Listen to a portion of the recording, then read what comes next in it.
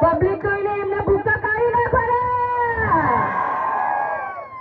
ચેતરભાઈ, અમારા ટાઈગર ચેતરભાઈ, તમારું ખૂબ ખૂબ ધન્યવાદ કે તમે અમારા કવાટની ધરતીમાં આઠા ડુંગરી પંચાયતમાં પધાર્યા, અમારું માન રાખ્યું. જોરદાર તાલીથી ચેતરભાઈનું સ્વાગત કરીએ.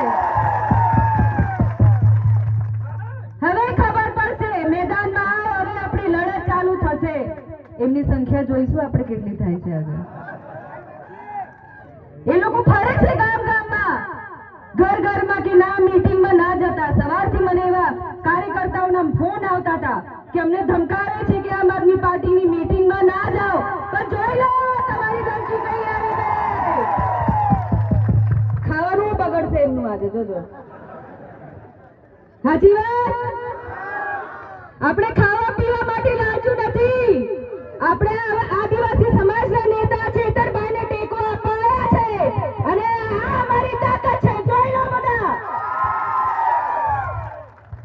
તાલુકા પંચાયત અને જિલ્લા પંચાયતની હવે ચૂંટણીઓ આવે છે, તો હવે એમને ખબર પડી ગઈ છે એમનો સૂર્ય નીચે પડવાનું છે. એ લોકો હવે તાલુકામાં ફેંકાઈ જવાના છે, જિલ્લામાં ફેંકાઈ જવાના છે, કે ઘણા કાવતરું એ લોકો કરવાના છે. પણ અમે ડરવાના નથી મારી બહેનો. તમારી સંખ્યા આજે ખૂબ સરસ છે. તમે પણ એમને ઘરમાંથી બગાડજો. પૂછો અમારા ગેસ સિલિન્ડરના ભાવ ક્યાં છે? તમને મફતમાં ગેસ આપવાનું કીધું તું, કઈ છે ગેસ? ઘરમાં ઝઘડા થતા છે હે કે નહીં?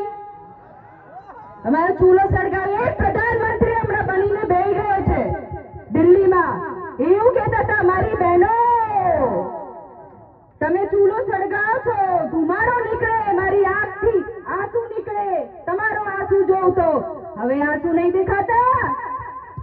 હવે ગેસ સિલિન્ડર ખાલી મજાકમાં આપેલું, હવે તો ખૂણામાં પડેલું છે ગેસ સિલિન્ડર. હમણાં પણ આપણે હળગાવીએ છીએ. સાચી વાત કે નહીં? લાકડીઓથી નહીં. હવે ધુમાડો છે કે નહીં? તો કેવી ગોળી આપે છે, વિચારી લો.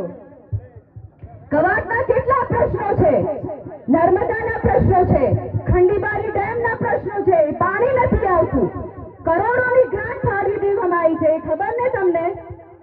કેટલા લોકો વિસ્થાપિત થઈ ગયા છે. અમારા 28 ગામને વિસ્થાપિત કરવાના છે. 28 ગામ ડુંગર આવેલા તમારા ઘરને હવે તમને બચાવવાનું છે. આપણે આપણી જમીન બચાવવાની છે. આપણું અસ્તિત્વ આપણી જમીનથી છે, ના કોઈના 500 રૂપિયાથી છે આપણી જમીન. હવે આપણે બતાવી દેવાનું છે કે અમારી તાકાત શું છે. અમારો આદિવાસી સમાજ, અમારો